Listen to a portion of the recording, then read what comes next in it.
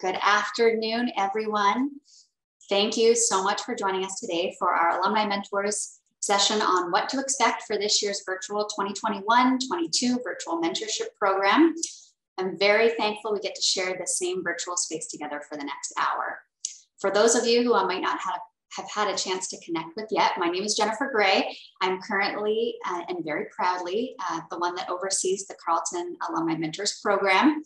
So just a few housekeeping items to note before we dive in. The session is being recorded for the benefit of those of our mentees and some of our mentors who can't join us today. Our workshop is going to be about approximately 40 minutes, and then we'll open the floor for questions and reflections. We'll also encourage you to use your reaction buttons in your toolbar at the bottom there and post any questions you might have in the chat. We'll also have lots of time for questions at the end as well. We're also thrilled to have the expertise of one of Carleton's esteemed career counselors, Mally Tang, here with us today to help guide us through some of the best practices when it comes to virtually connecting, communicating, asking, guiding questions, and ultimately leading with a professional approach to this partnership. Okay, so let's get started. So for those of you that you might be new to the Alumni Mentors program, we're now in our 7th year of pairings. This program was seeded out of the idea that a program needed to be created in order to help actively engage some of our senior and established alumni in our community while providing a really great, meaningful transitional career support opportunity for students. So the program is delivered through the Department of University Advancement and is supported by the Carleton University Alumni Association. For those of you who might not be familiar with the advancement department on campus, it's just a fancy word for the alumni office. We lead the alumni, donor, and partnerships with purpose veins of the university. So through this program, we also have the unique opportunity not only to engage alumni, but to serve and connect motivated upper year students, undergraduates, so 3rd and 4th years, graduate students of all levels, and recent alumni 0 to 3 years out, and connect them with their alumni community and professionals in their field. So we've had much success with the program to date. We've had over 450 notable alumni raise their hand to give back to the community in this way. They've included President and CEO of UNICEF Canada, David Morley, Ottawa Mayor Jim Watson, Ontario Bar Association President Charlene Theodore, CBC sports commentator Mark Lee, award-winning singer-songwriter Kelly Lee Evans, and countless other industry leaders in almost every field of endeavor, not to mention some really outstanding thought leaders who work right here at Carleton. You also might be curious who is pictured in the image to your left. That is actually 2 past participants from our program. That's Sarita Sanchez on the left and her mentor, Lindsay Beaton Green on the right. And you'll hear more about their story shortly. Pictured here, I should also mention, because you might be curious who this gentleman is in the navy blue suit. This is Victor. Poor Victor, he's been in all of our promotional images for the mentorship program for the last year and a bit now. Victor is now a recent commerce finance graduate.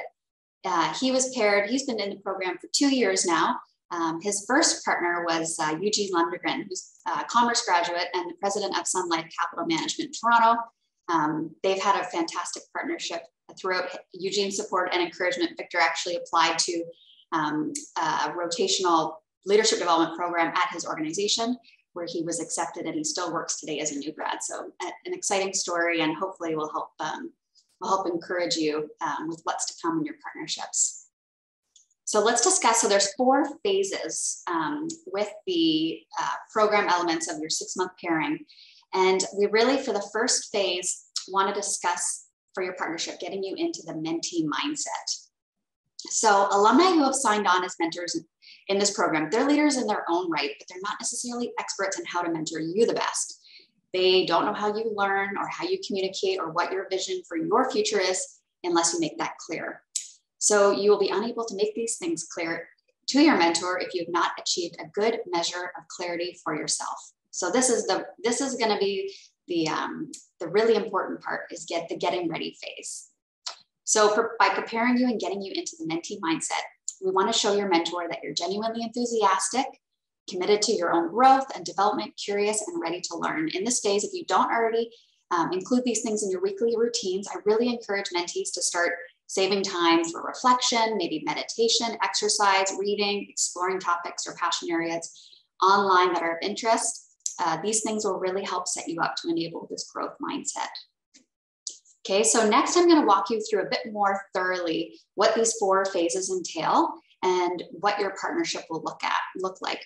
The one phase we're not going to discuss today is the coming to closure, because we'll discuss this much later on in your partnerships. This is a really critical phase that we provide really tangible next steps in terms of closing the loop on your partnerships and redefining the relationships moving forward, as well as talking about what's been learned and feedback moving forward. So I'm sure you're all anticipating and excited for that first initial meeting with your mentor.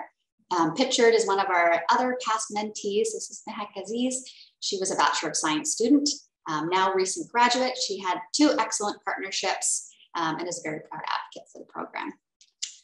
So for the first meeting with your mentor, we suggest taking the first 30 minutes of that hour-long that you have together to really get to know each other.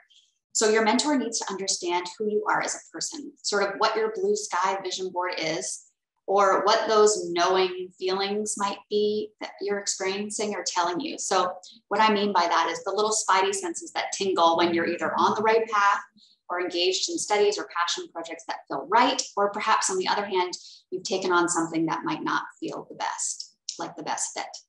So talk about your challenges for the year ahead and the past experience that you've had that's led to or prepared you to the person you are today. You'll also want to get to know your mentor as a person. So review what you already know about them. You'll be provided a link to their mentor profile in the introduction, and then make a list of what you might want to know. So be really curious about your mentor's career journey. This is a great opportunity to ask them how they got to where they are, about their professional career, obstacles along the way, adversity, or challenges they might have experienced. The goal in the first meeting is to really establish those points of immediate connection, and then that will help you build on your relationship later on. In the first introduction email, we'll also providing a list of icebreaker questions, which we hope will help spark some conversation. We also invite you to talk about mentorship, whether you have been a mentor yourself to your peers or other students or in another program. Your mentors are oftentimes coming to us well-versed in mentorship experience. So talk about what that means to you and sort of what sort of the experiences that you've had in those instances have led to how this might be applicable in the partnership that you're about to embark on. So also share your learning and development goals as best you can. Broad goals will suffice. They don't need to be exactly precise in the first meeting, but just have an idea of what you're looking for from your mentor and how they might be able to help you. Traditionally, our program would have walked you through narrowing down your SMART goals. So the SMART, measurable, actionable, realistic, and timely goals to achieve together within a 6-month span. But because of the nature and the landscape of uncertainty that we're currently experiencing, we're really grounding this year's mentorship program in a softer approach. So less about definitive actionable goals and more about a holistic approach to well-being and mentorship. Ultimately, we're just trying to find outlets for support, professional development, and giving you more autonomy and confidence in the decisions about your future. So determine your relationship needs and expectations. Be honest about what you personally need from this experience. Do you just want a sounding board? Do you need a brain to pick? Do you need a second pair of eyes on your resume? Do you need someone to champion you and encourage you as you apply for jobs? Are you undetermined in terms of what the next step is for you? Really having an idea of what you need from this relationship will really help set you up for success on the onset. And then candidly share your assumptions or limitations. This is an important one.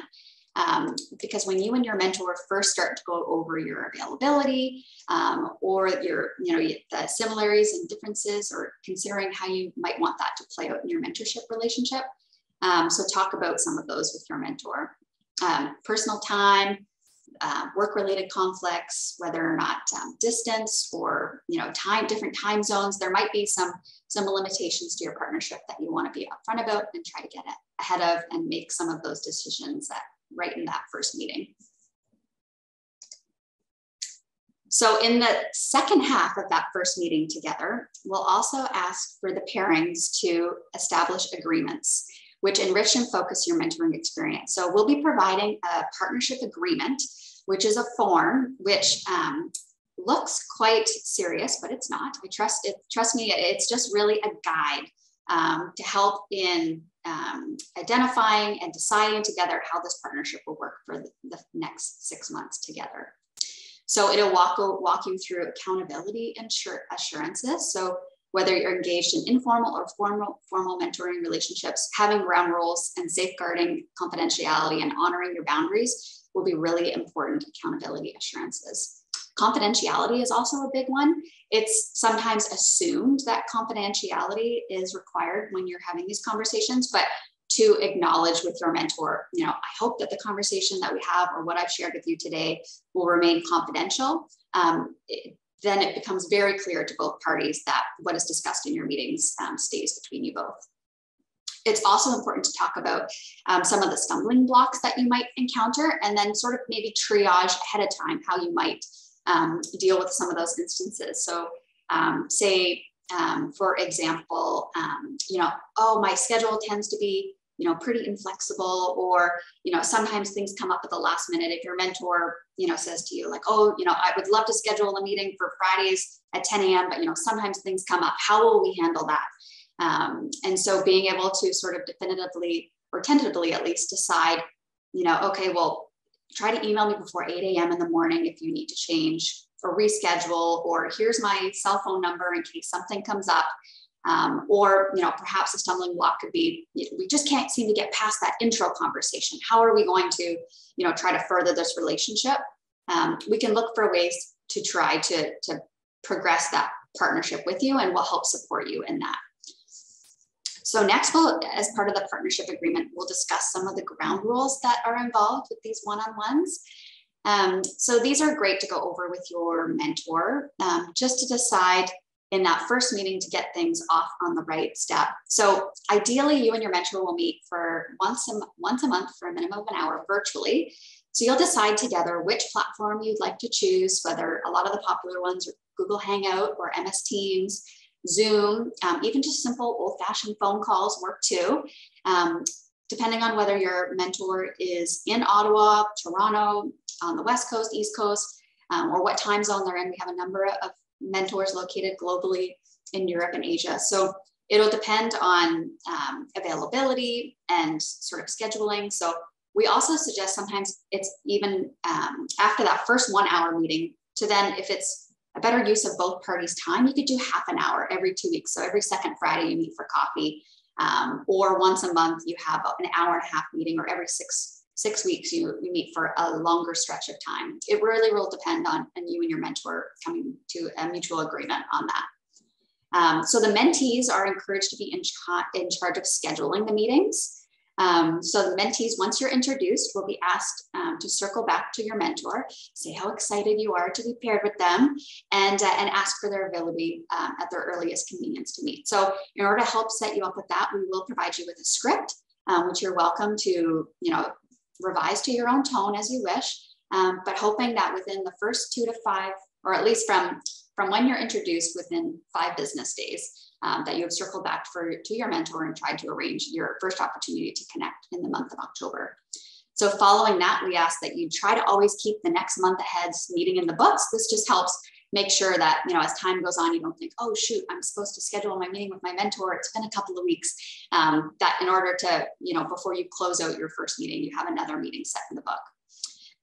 Also putting interruptions aside. So I know most of this is common sense, but cell phones aside, making sure you're coming, focused and prepared and actively participate in the relationship. This will all be really meaningful to your mentor and really showcase your appreciation for their investment of time.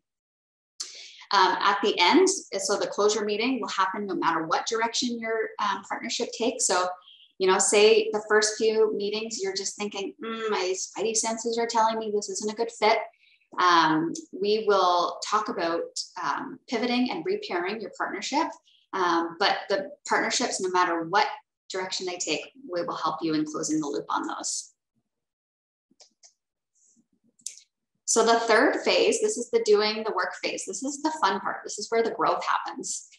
So this phase requires you to take an active role in making sure that you're using your time well, the learning stays focused, and the relationship's continuing to grow, that you're being proactive and showing your mentor how much you're appreciating their guidance and their goodwill.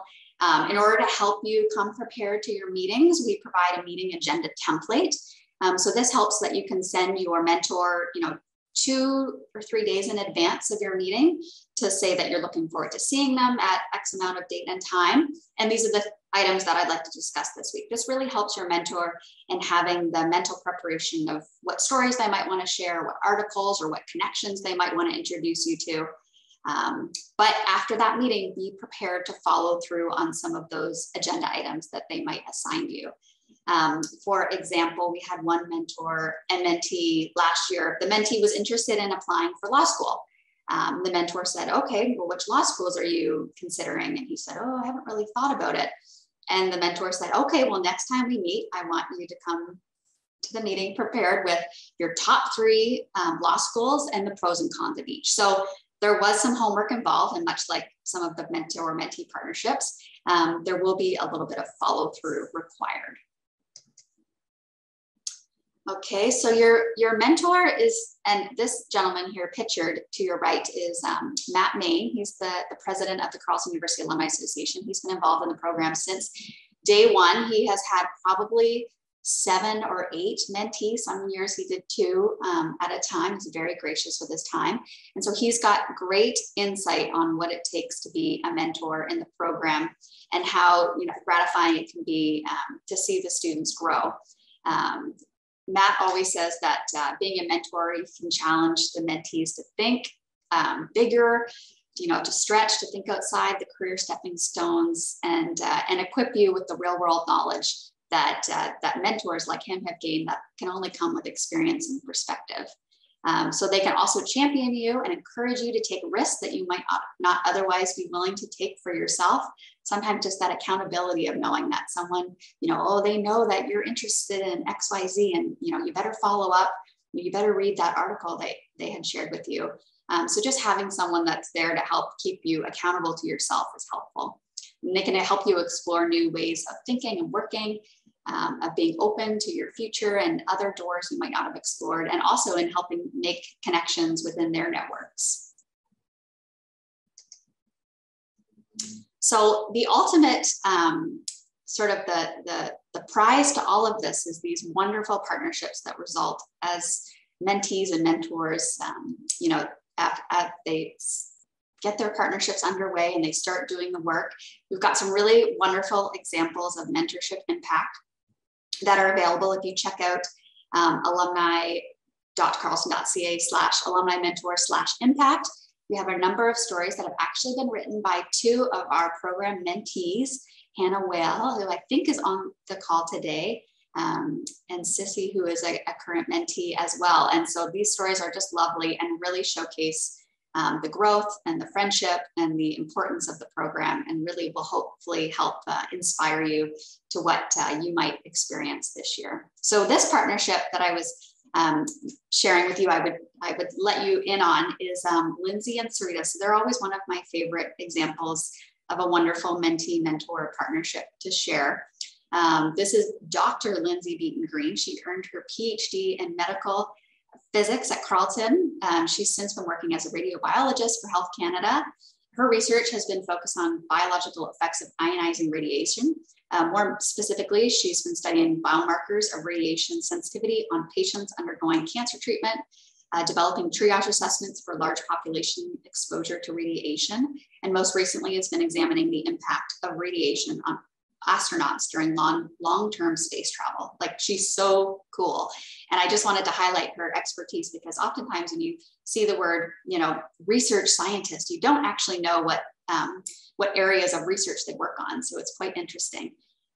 Lindsay, in addition to her PhD in physics, earned her Bachelor of Science and Masters of Science in Engineering from Carleton. Her mentee, Sarita, is a biology student. So on paper, they didn't really necessarily seem like the best match, but Sarita had interests in health sciences and advocating for the community and really educating and being of service to others through research and through science. And so I thought, that there might be something here. Both came in really open to the experience. Sarita was curious and determined, and she made the most of her time with Lindsay. Lindsay was so impressed with Sarita's passion and her skill set that when a summer co-op opportunity became available at Health Canada, she encouraged Sarita to apply. She coached her through all the interview prep. Lindsay didn't mention to her colleagues at Health Canada that her mentee was in the applications pool. She wanted to make sure that Sarita was to earn the position on her own right, because she knew she could. And you probably all know where this story is going. Sarita has successfully was the candidate for the co-op position at Health Canada. She was there for 2 co-op terms, and then she is still at Health Canada since having graduated from Carleton, and she's now a proud advocate for the Mentors program. So there's many other examples of wonderful transformative partnerships like this. I can't tell you how meaningful it is to our mentors to see your success. We've had mentors talk about how they get a phone call in the middle of the day from their mentee unexpectedly, and as busy as their schedules might be, they pick up the phone because they know it's someone they can help. And in this one instance, it was a mentor whose mentee had just got accepted to law school. They had worked on the applications together, and the mentee said that her mentor was the first phone call. And he said he could have cried at his desk. He was so happy for her, and it was just such a meaningful example of what this program is all about. Okay, so next steps. Now you're all hooked. You're like, okay, I'm in. I drank the Kool-Aid, Jen. Now tell me how this is all going to work. So matches begin next week. So on Monday, October 4th, the introductions via email will be ongoing until they're complete. So you might not necessarily get the introduction on Monday, but I'm hoping throughout all of next week, I'll be able to get the majority complete. We do our very best to find the best suitable matches for both mentor and mentees. If a mentor is not available for you, we do our very best to recruit a candidate for you. And they can continue, these matches can continue right up until January for January to June partnerships if both parties are available and agree. So just some other things to note. We are looking, when making the most compatible matches, we take into consideration unique interests and desired fields of both you and your mentor. In the event there's not an appropriate mentor for you, we do our best to support you in other ways with some of our other programming until we're able to find the appropriate match. If there are 2 mentees equally suited for a particular mentor, we give priority to participants who have the most immediate need. So 4th years, 3rd year students, graduate students, followed by recent alumni. If there was anyone that was unable to be matched last year, you will be put at the top of the priority list for a mentor this year. So in addition to your partnerships, you also have the opportunity to participate in some of our monthly events and professional development opportunities, which are really terrific. We have workshops on leading and coaching, on marketing yourself on LinkedIn, how to virtually communicate. We will also be offering all mentees this year the opportunity to take the Gallup Strengths Finders Assessment tool, which will help identify your top 5 strengths. And hopefully this will help your mentee-mentor conversations, particularly for those of you who are very much in the exploratory phase of your career mindset. Career Services also has a number of excellent workshops, professional development opportunities, and career fairs that we will be promoting and encouraging you to attend as well. We really hope this program and the support you feel and see from your experience will inspire you to get involved and give back to your Carleton or local communities, either by mentoring yourself, volunteering, or finding an organization or cause close to your passion areas that you could lend your time or talent. Over these next few weeks, as we continue to set out for our mentee-mentor matches, you're going to receive a mentee handbook, your meeting agendas, your partnership agreement, and any supplementary resources that I hope will be helpful to you in this journey. So next, I'm going to turn it over to my wonderful colleague, Mally Tang from Career Services, to hopefully help support you with tips on networking and communicating. Yes, thank you, Jen. Thanks for inviting me. I'm so happy to be here today. And I know Sissy put in the chat, she's so excited for this program to begin, and I'm so excited for you guys. So we're gonna go over how to make the most of your mentorship experience. So again, I'm Mally Tang. I'm a career counselor with Career Services. So we'll just go to the next slide. So your mentorship experience is a really fantastic, significant networking opportunity. And I know when we say networking, that might kind of bring up some, some stress and anxiety, but it really is and networking really is just about connecting with people. So this mentorship opportunity is just that.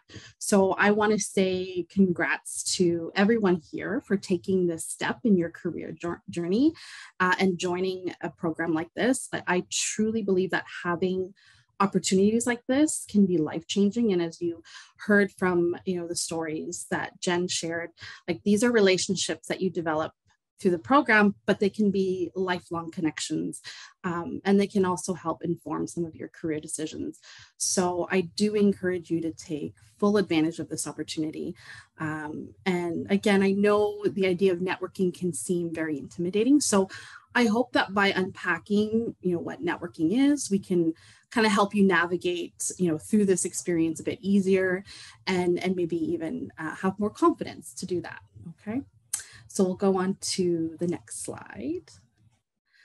So again, networking is really what it is just really just connecting with people. And I know a lot of people assume that networking is for the purpose of asking for a job, which is even more intimidating if you think about that. But if you think about networking, it's, a great metaphor would be like, networking is like dating. So you wouldn't go on your first date and immediately ask the other person if they wanted to get married. So that's kind of what you're doing if you're asking your mentor for a job. So you kind of want to treat it like you're dating, where you're trying to get to know the person, you're trying to ask them questions, you're also trying to be a good listener and responsive and polite. So you can kind of think of networking in that way. And we'll go on to the next slide as well. So networking is really about building those relationships where, you're kind of investigating, you're kind of curious, and you're learning about, their job, the job market. And also it's a chance for you to make an impression and to get noticed, so that if there are opportunities down the road, that you've already built that rapport and that connection with your mentor, where they may, as Jen showed you, they may encourage you, they may tell you about opportunities and support you and empower you to seek those opportunities out. And you also can get some insider information about the industry and about organizations. So there's a lot of insight that you can gain when you have a mentorship relationship, or when you're networking with your mentors. Okay. And we'll go on to the next slide. So the benefits of networking, as I said, you really do get a chance to learn more about what your mentor does. You also get to learn about their field. Maybe they're doing really interesting research. Maybe their organization is, doing a really cool project that you would be interested in. So you get to kind of see beyond job titles, beyond, what you hear and read about, and really get to have that insider information. And you may even get advice and strategies on how to navigate, certain organizations, or even how to navigate certain industries as well, which can be very overwhelming, right? Especially if you are a new grad and you're starting to explore the world of work. You may also learn about career or educational paths that you may not have heard about. So, by talking to your mentor, you may realize, oh, wow, I didn't know that there was actually this diploma that you could do that could give me more training or job-specific skills for this industry. So you may learn about things like that, and even, other career titles or job titles that you may not have learned about before. And then you can, with that information, you can then make, strategic steps in terms of the right direction if you have a particular area that you are interested in exploring. And of course, you can expand your network. So you're connected with your mentor, but they also have their own network of people that they're connected to. So, that could lead to invitations to events, to conferences, connecting with other individuals within their network as well. And we'll go on to the next slide. And of course, like I said, it could lead to new contacts. You could also be introduced to, managers and directors where they can make decisions when it comes to future opportunities. And they can also, in terms of job applications, they can help, review or help prep you, like the example that Jen gave with Lindsay and Sarita. And they can, sometimes they can act as a reference or vouch for your character. But I think most importantly, the mentorship mentee relationship, there's a lot of that support as well, because mentors have been there, they've been in your shoes, they've gone through what you're going through. So there's a lot of support that they can provide to you as you start to navigate the world of work and deciding on what your next steps are going to be. So these are all benefits to networking and building that relationship with your mentor. And we'll go on to the next slide. Now, as I said, I know and I recognize that networking can be very scary. I know the thought of, reaching out to somebody that, you've never met or that you don't know is can be very intimidating, especially if it's somebody who has a really cool resume with cool experiences. So I just want you to keep in mind that sometimes in these situations, our minds are really designed to protect ourselves. So if we feel like there's a threat or, there's harm, our minds are designed to say, no, I don't want to do that. We need to protect you. I don't want you to go into that situation. So by entering into this new situation where you have to put yourself out there, and that can elicit some anxiety and stress, your mind may start telling you things like that, and that's normal, because this situation can sometimes feel uncomfortable, and you don't know what to expect, and there's some uncertainty there. So that's normal to feel that way. So I just wanted to give some tips in terms of how you can approach that if you are feeling nervous about reaching out to your mentor, and if it feels a bit unnatural, uncomfortable to do so. So we'll go on to the next slide just to go over some tips. So the first thing you want to do is just to notice and acknowledge if that's happening. So listening to what your head is telling you, what you're feeling, how your body's reacting, and just noticing that if you're feeling a bit uneasy or feeling a bit nervous, and just like noticing and acknowledging that and accepting that, not trying to fight it or argue with it or avoid it, but just letting it be there. Okay. And reminding yourself that it's just your mind trying to protect you, that you're trying to go into play it safe mode. Like it's a lot easier to just not reach out and to continue doing what you're doing instead of putting yourself out there. But sometimes by doing that and challenging yourself, you can really push yourself and grow professionally and personally. So just taking a few deep breaths and grounding yourself. If you need to do some mindfulness meditation, I highly recommend that.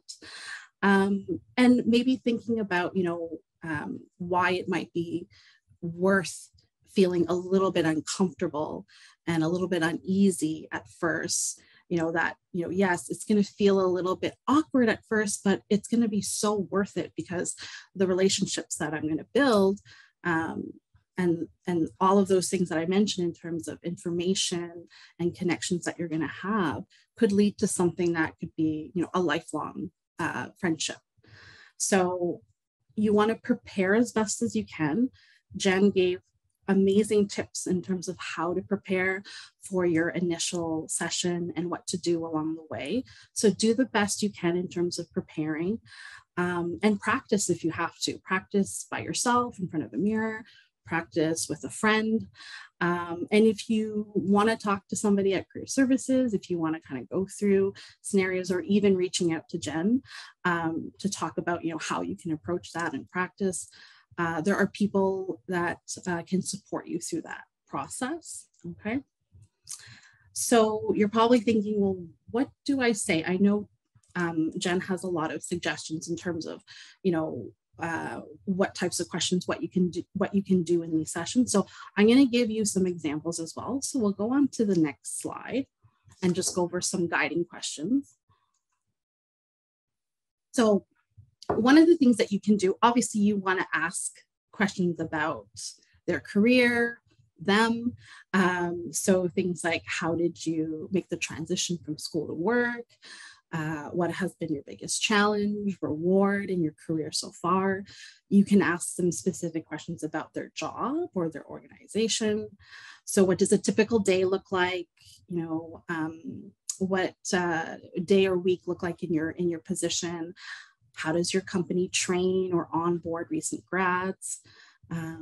You can ask them questions about their field or industry.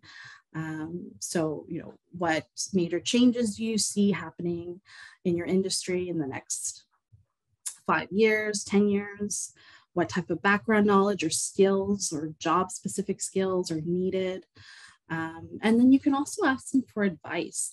So, you know, having done XYZ, what steps would you suggest for me, for somebody who's just starting out? Or I'm thinking about, or I'm concerned about, you know, this. Can you offer any tips to work through that? So there's many different questions that you can ask them, you know, about them, the organization, the industry, or even ask for advice. The one thing that I usually tell students is you just want to be curious. And I think being genuinely curious does come across. So thinking about the things that you would like to know that you think would be helpful for you as you start to plan and navigate your career journey, okay? So these are some examples. And we'll go on to the next slide. You also want to remember too that, you know, even though this opportunity is a chance for you to really learn a lot from your mentor, it's also a two-way street. So you can also think about, you know, what you have to offer in return. So you always want to thank your mentor. You can give them updates on your progress. You can let them know how things are going, where you are, if you're, you know, in the process of planning to apply for grad school, or, you know, so it's good to also give them ideas in terms of what's going on for you. And I know Jen also covered this as well. So it's really nice for the mentors to also hear about what's going on in your life. You may also want to pass along any information about events that you know about that they might be interested in. You can also make any recommendations in terms of people that you know, potential candidates that might be a good fit. You can also ask to volunteer if there's, you know, if they're talking about an event that they're hosting, you can offer to volunteer, ask them if they need any help or if there's anything that you can do. So taking that initiative and really listening and really responding to their personal interests and their needs. So if there's something that they mention, you know, and you think that you could be helpful, you can offer that help as well. And again, just really listening attentively, really respecting their time. I know everyone here is not going to have any problems doing that, but just remember that it is a two-way street. Mentors also love to hear about what's going on in your life, and they may be able to help you, right? As well as you helping them. So we'll go on to the next slide. So just covering some tips on how to conduct yourself, professionalism. I know it was covered a little bit throughout the presentation, but just to kind of reiterate and remind you that, you know, you want to really respect and honor your mentor's time. And as Jen said before, you kind of want to have those expectations laid out at the beginning so that you both know what you need and what you want, and that there's no miscommunication and misunderstanding. And you want to be honest about that as well. You want to make sure that you take the initiative, you follow through. Being on time for meetings is really important. And if you do have to miss anything or rearrange anything, you really want to make sure you give advance notice. And deliver on any promises. If there's anything that you agreed that you would do as homework, or anything that you said that you would, like to, any SMART goals that you'd like to obtain, you really want to make sure that you're working on those and that you are trying your best to deliver on those items. And, you want to be prepared as well. You really want to reflect and think about what you want to know, and write those questions down, and, make notes if you need to, and just pay attention to your overall appearance, presentation. You want to make sure that you're not just rolling out of bed and jumping onto a Zoom call. You want to take some time, to make sure that you're looking presentable. And I think one of the things that I think is really important is the email etiquette. So when you are communicating with them through email, that you want to make sure that you're writing in a professional way. So professional emails, using your professional email, using full sentences, trying not to short form things or use slang. You want to make sure that the communication is very clear. You want to have those formal greetings and conclusions. And with the communication piece, I think it's really important. We can go on to the next slide. So with the communication piece, with the verbal communication, it's really important to make sure that you're paying attention to, how you're speaking when you're, meeting virtually or on the phone. And also, in addition to email, you want to make sure that you're speaking clearly, and nonverbal communication is also just as important. I know it's hard over video, but you want to make sure, to be mindful of the tone of voice that you're using, facial expressions, even your body language. If you feel that, if you're expressing that, okay, I don't really want to be here, or, I'm this, or rushing, it can really set, a tone for the meeting. So you just want to be mindful of those things in terms of your verbal and your nonverbal communication. Okay. So I think that's it in terms of the tips, but I do want to just mention, if we can go to the next slide. Just a reminder in terms of our office, we're open Monday to Friday, 8:30 to 4:30, and we're still providing all the same supports for students virtually. And if you would like to book an appointment for any reason, you can. And we also have events that are happening actually this week.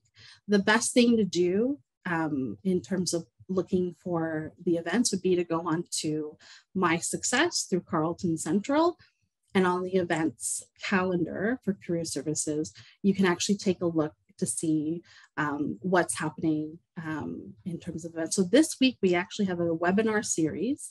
You can still sign up for them. It's not too late. We also have a LinkedIn workshop that's also coming up in the evening. So you can register for that on My Success. If you want to, take a look at your LinkedIn profile, maybe refresh it, revamp it, it might be a good idea, especially if, you're meeting with your mentor. That's something that you can use to help with the networking. And then we also have our career fair happening as well in a couple of weeks. You need to register for that, and you can do that on the events calendar of My Success. And these are all virtual events. So our career fair will be virtual. So I do encourage you to check that out. And if you have any other questions about any career related questions or need support, please feel free to reach out to us.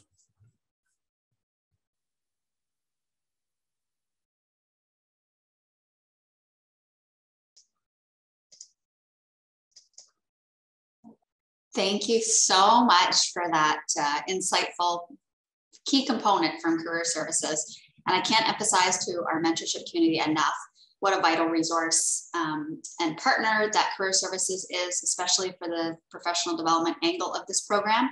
Please feel free to utilize them. We do encourage your mentors as well to encourage you to utilize career services for if you're updating your CV or for informational interviews, and they can help assist as well, so that your mentor can really just touch on the polishing, fine tuning and final touches for those elements. So we do have just a few minutes left in our time together. So I want to open up the floor for any questions. Feel free to raise your hand or put a question in the chat box, and we'll gladly address them. I know there was a lot of questions about anxiously awaiting your matches, which will happen starting on Monday. So we'll go out throughout the whole week. And if I, for some reason, have not been able to make that introduction by Friday, October 8th, I will send you an update so that you know. And then the mentee matches will continue again after the long weekend. I wouldn't want to introduce anyone too close to the long weekend, just to ensure that you and your mentee don't have any heightened sense of anxiety about reaching out over the holiday weekend. So we'll start again after everyone's had a restful Thanksgiving long weekend. So any questions, please feel free, put them in the chat or raise your hand. We also have a few returning mentees on the call. If anyone would like to share your experience or sort of tips for success for our new incoming mentees.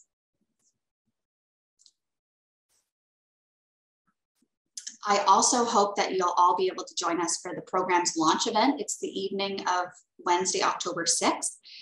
It's not required to attend, but I do encourage you, because you'll have the opportunity to see many folks from our mentors network. We've had over 70 mentors RSVP, which is incredible. And because of the virtual nature of this year's program, it's not very often that you can get this level and caliber of mentors in the same virtual space at one time. We have CBC sports commentator Mark Lee, who's going to be joining us. The recent appointed Ontario Bar Association President, Charlene Theodore, will be on the call. The Chief Human Resources Officer for TMX Group in Toronto, Cindy Bush, is going to be on the call. Tons of fantastic mentors, those that have been with the program since inception, and those that are new that we're excited about having us join us for this year will be on the call. So we hope that it provides some more inspiration and helps alleviate any anxiety you might have about connecting with your mentor, because you'll see just how friendly and willing and giving this community really is. So if there's no questions at all, you guys are so quiet. This must mean that we covered it all in our presentation. So I will give you all some more time before you have to head off for your next 1 o'clock virtual meetings. But thank you so much for joining us. This recording will be provided to all mentees.